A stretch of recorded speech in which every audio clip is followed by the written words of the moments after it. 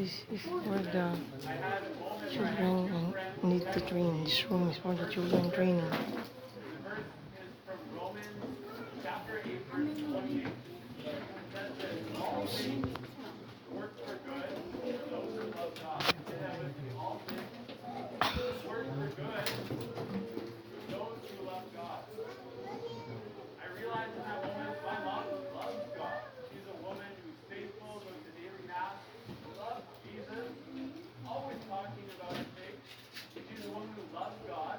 Therefore, all things, including this tragedy, will work for good because my mom loves God. And last weekend, I shared how I had this image where my mom was in the hospital and it was like I had to draw a fence around the hospital bed because my mom couldn't speak anymore, This but I could.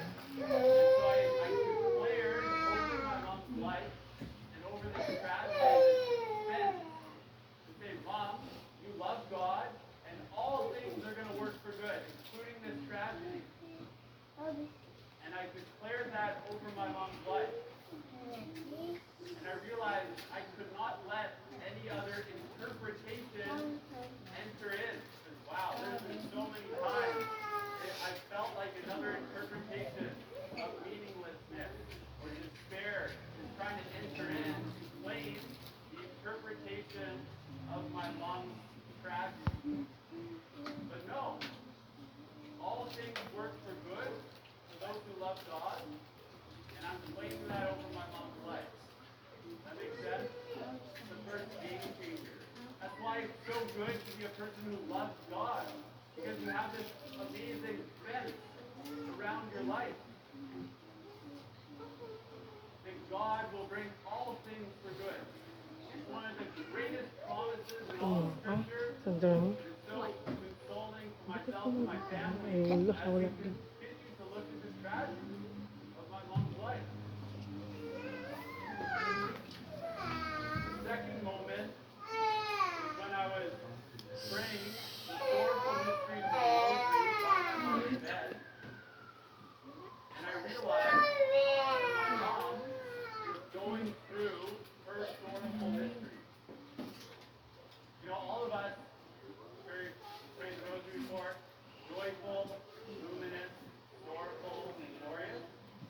And these mysteries can repeat time and time again throughout our lives.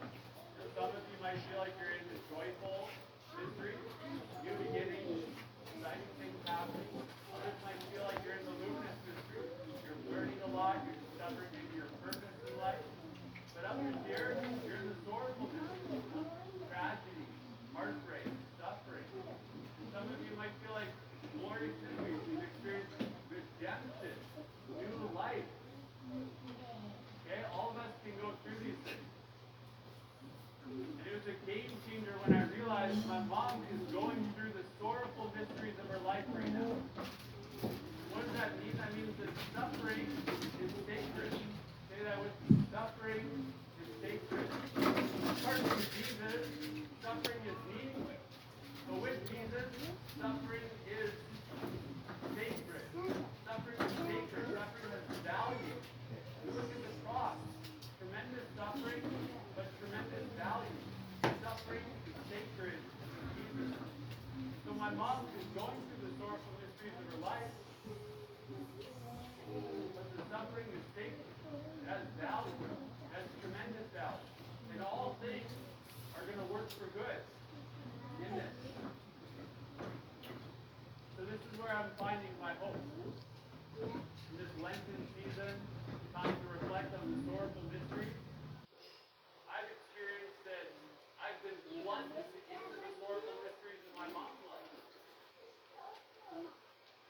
I've really been plunged into these sorrowful mysteries.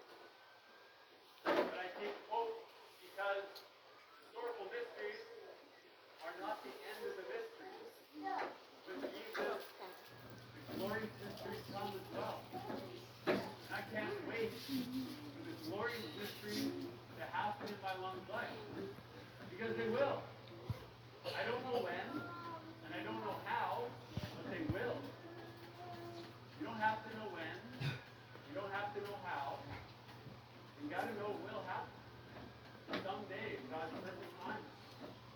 historical mystery